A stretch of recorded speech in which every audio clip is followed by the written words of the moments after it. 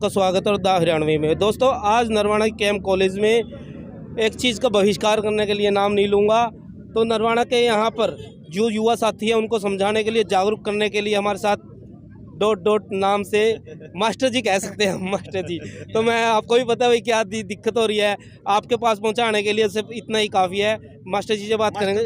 हाँ, मास्टर जी सर नमस्कार। हाँ जी सर, आज क्या रहा यहाँ पर जो आपके साथ बातचीत हुई और जिस मकसद के लिए आप पहुंचे थे, क्या रहा उसका? देखो, युवा बहुत गुस्से में है और बहुत परेशान है और मतलब वो ये समझ लो कि जो इस शिक्षा के क्षेत्र से जुड़े हुए लोग हैं, खास तौर पे प्राइवेट स्कूलों वाले भी, कोचिंग इंस्टीट्यूट वाले भी, लाइब्रेरी वाले भी, ये सारे इतने फ्रस्ट्रेशन में है कि ये जो गुस्सा है ये कहीं नुकसान ना करते समाज का। इसलिए ये लोग अपनी मांग रखने के लिए आए थे कि हमारे स्कूल खोल दो भाई, हमारे कॉलेज खोल दो। हमारे को पता लग गया तुम प्रोपेगेंडा चला रहे हो, हमें पता लग गया तुम हमारे बच्चों को जहर देकर तुम लोग नुकसान कर रहे हो। तो ये सबको पता भी लग चुका है। अब यहाँ बैठे बैठे कितने साइड इफेक्ट आए थे, सब ने बताया कैसे वीरेंद्र जी के पूरा हाथ जो है क्लॉटिंग बनी हुई है, ठीक है। तो फिर वो उन्होंने बताया, बहन जी ने बताया, उनकी 15 साल की बेटी है, उनका उसका एक हाथ परमानेंट जो है वो बेड पे है, बेड रेस्ट, एक शरीर का हिस्सा जो है। एक भाना ब्राह्मणा की एक लड़की थी जो मैंने बात करवाई थी आपसे, हाँ, थी, हाँ। उसका मैटर भी था कुछ। यही तो मैं आपको बताने लग रहा हूँ ना कि एक आदमी के मतलब चाहे थोड़ा चाहे ज्यादा साइड इफेक्ट आने लग रहा है और उसके लिए ये स्कूल कॉलेज बंद कर रखे हैं। यानी ये सारा का सारा प्रोपेगेंडा ये ऐसा हो रहा है जनो तो मल्टीनेशनल कंपनियों के गुलाम बने हुए हैं हमारे सत्ताधारी नेता भी और जितने विपक्ष में बैठे हैं ये भी। तो आज एक आदमी तक जब सवाल पूछोगे ना आने वाले टाइम में, जो सा आओगा कल न जिला पार्षद बनने और MLA बनने के लिए, उससे पूछना पड़ेगा कि जब हमारे बालक मरण लाग रहे थे तो तुम लोग कहाँ थे? तब तो तुम सत्ताधारियों के साथ बैठ के ऐश कर रहे थे ना, अपने ड्रामे चला रहे थे। तो ये जो युवा है ये सवाल पूछेगा और उस दिन जगह नहीं पाओगी भाजन नहीं नेताओं ने जो से अपने आप ने नेता मान रहे हैं। तो ये इसलिए बैठे हैं। आने वाले टाइम में इन लोगों ने निर्णय लिया है कि आसपास के गांव में जाके सबसे पहले अपना समर्थन जुटाएंगे, किसानों से मिलेंगे। तो किसान की लड़ाई जवान लड़ेगा और जवान की लड़ाई किसान लड़ेगा। छात्र नेता और सारे के सारे संगठन मिलकर लड़ाई लड़ेंगे। सर, नशे की दुकानें खुली हैं, ठेके खुले हैं, स्कूल कॉलेज बंद है। यही तो समझने की बात है लोगों के लिए कि भाई आप लोगों को क्या दे रहे हैं। खुद अगर मान लो एक अपने देश का गृह मंत्री जो है वो एक ऐसा आदमी है जो अडानी का बड़ा खास मित्र रहा है और अडानी की पोर्ट पे 3000 किलो ड्रग्स मिलती है और उससे पहले 27,000 किलो का एक लॉट आया था जिसके बारे में खुद पुलिस आगे PCR दौड़ा के उसको क्लियर करवाती है।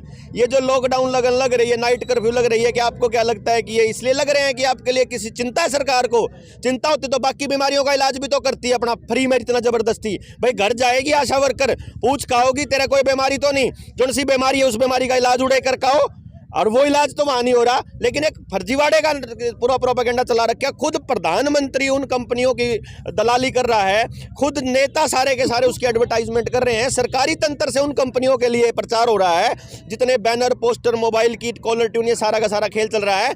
तो ये समझने की बात है कि आपको ड्रग्स दी जाएगी, आपके बच्चों को नशेड़ी बनाया जाएगा ताकि सवाल ना उठाएं। जो नशे से बच जाएंगे उनको मोबाइल दे दिया जाएगा ताकि वो और बर्बाद होएं।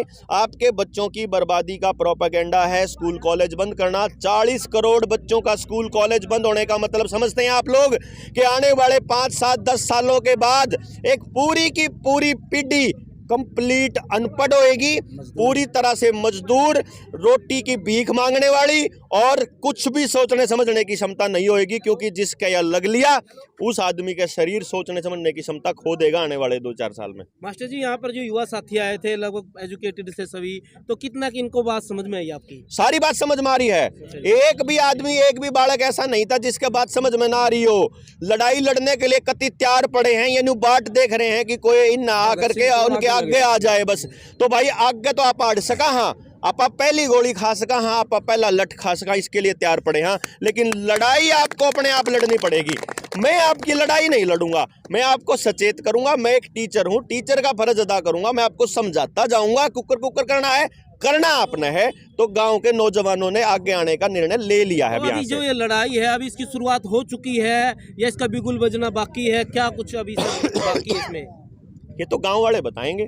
मेरे ख्याल से भरे पड़े हैं सारे गांव, देश, गुआंढ सारा का सारा भरा पड़ा है। उनको रास्ता नहीं मिल रहा के करा।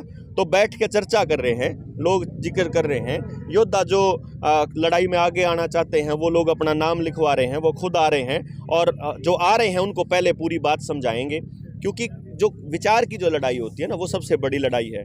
ये लड़ाई कोई 2022, 2024, 2028 की नहीं है, 29 की नहीं है। यह लड़ाई है असलियत में आने वाली पीढ़ियों को कौन सा रास्ता दिखाना उसकी। यह इतनी लंबी लड़ाई है कि मैं अपने लोगों को जो मेरे साथ रहते हैं, मैं उनको साफ साफ बोल चुका हूं कि अगर तुम लोग ये लड़ाई 24 या 29 की सोच के लड़ रहे हो तो भाई मैं आप लोगों के साथ नहीं हूं। मैं वो लड़ाई लड़ने की बात कर रहा हूं जो लड़ाई का फायदा मुझे नहीं मिलने वाला। मैं अगली पीढ़ियों की लड़ाई की बात कर रहा हूं कि जो अगले बच्चे जो आएंगे उनको कैसा समाज देने की लड़ाई है। ये वो लड़ाई है सर। जैसे ये जो लड़ाई है, ये लड़ाई का जो बिगुल है, आपको नहीं लगता कि गांव में अगर अभियान चलाया जाए, इस प्रकार से इसको जागरूक किया जा सकता है? मुझे नहीं पता क्या करेगा, मुझे नहीं मालूम क्या करा जाए, कैसे होगा। ये तो गांव बताओगे ना, ये तो लोग बताओगे जिनकी लड़ाई है। आपा तो पहली गोली खाने, पहला लट खाने तैयार है। बस अपने बस का इतना ही है। मेरे पास बस का जो होगा वो करांगे भाई। जितनी मैंने जानकारी है मैं वह सारी जानकारी देने तैयार हूँ। जितना लड़ाई के लिए जो और चीज़ों की जितनी मेरा सामर्थ्य जितना बनेगा मैं तो उतना ही कर पाऊंगा ना यार। मैं और किक करूंगा और कित जाऊंगा। सब ना अपने बालक देने पड़ेंगे, सारे बालका ना अपने आप आना पड़ेगा, सारे नौजवान ना आना पड़ेगा। हाँ, हम उनके साथ परमानेंट खड़े होने तैयार हैं, बस इतना कर सका। आज के और क्या प्रोग्राम है? भाई अभी नहीं पता कि एक प्रोग्राम है, लेकिन ये जरूर है कि यहाँ से अभी हम शिमला जा रहे हैं। हाँ, उसके बाद डॉक्टर साहब 10 घंटे से ज्यादा लगातार बोल सकते, इतनी क्षमता है? नहीं, मेरा तो जो सबसे लंबा भाषण था वो मतलब जो हिसार वाला जो सेमिनार था वो 7.5 घंटे का था। 9 घंटे मैं बोला था चंडीगढ़ वाले सेमिनार में। और हाँ, बोलने की कैपेसिटी 10-15 घंटे की तो है। बहुत धन्यवाद। धन्यवाद भाई डॉक्टर नाम नहीं लेंगे, मास्टर जी बलारा देख सकते हैं नरवाना केएम कॉलेज में पहुंचे थे और यहाँ पर लोगों को जागरूक करने के लिए कि नाम ...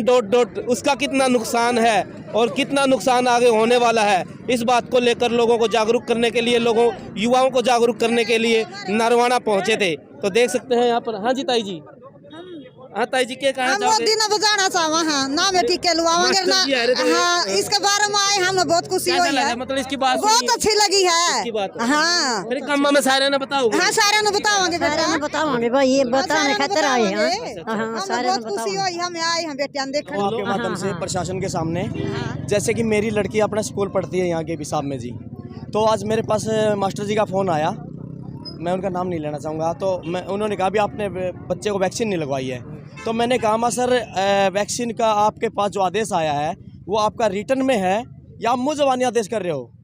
तो सर ने मुझे ये कहा कि भी रिटर्न में तो हमारे पास नहीं है। अगर रिटर्न में नहीं है तो हमारे पास धक्का क्यों कराया जा रहा है सर? इसका जवाब प्रशासन क्यों नहीं दे रहा?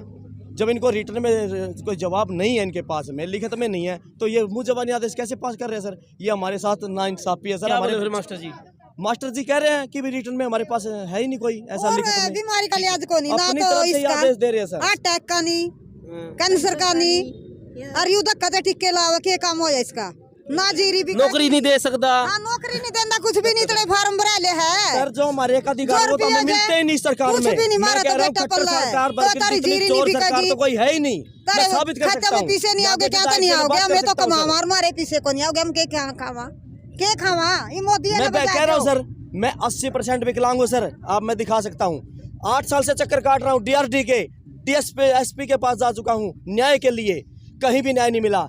CM विंडो पे लगा चुका हूँ कि भी मेरा एक राशन कार्ड BPL बना दे, आज तक नहीं बना सर। 8 साल हो गए मुझे DRD के चक्कर काटते हुए। उसके बाद विधायक जी से मिले? विधायक जी से मैं मिला हूँ, एप्लीकेशन दे चुका हूँ, कोई जवाब नहीं है सर, कुछ भी। मारे तो खेत भी डूबे खड़े पानी में, वो कौन देख दे जा ना, वो छिंकी ला ले मुआ का, टिके लुआ ले, चलान काट दे गए। बढ़िया बात लगी इसकी, मैंने बहुत बढ़िया लगी। मास्टर जी कैसे? हाँ, बहुत बढ़िया बात लगी बेटा। अच्छा, कोई समझ में आई? सारी समझ में आ रही है हमारा, समझ में आई, हमें जदे आए हैं। बोरा ने भी पता हो गया। हाँ, बतावांगे बेटा, बटन पर क्या बेटा लो क्या आए दिन अखबार चैनल अपना देखा, अखबार में लिखा जाता है कि हमने पब्लिक की सुविधा दी। सर ये सिर्फ अखबार तक ही सीमित है। रियल अगर आप ग्राउंड पे आएंगे ना, 0 ग्राउंड पे, ये कुछ भी नहीं है सर। सिर्फ बिल्कुल झूठ बोल रहे हैं ये लोग, बिल्कुल सारी झूठ है। ज्यादा से ज्यादा वीडियो शेयर कर देना। आप देख सकते हैं यहाँ पर मास्टर जी, नाम नहीं लेना चाहता, आपको पता है भाई क्या दिक्कत आती है। यहाँ युवाओं को जागरूक करने के लिए भाई जिस चीज़ के बारे में बताया जा रहा है वो कितनी खतरनाक है आम आदमी के लिए, ये बताने पहुंचे थे नरवाना के केएम कॉलेज से। धन्यवाद।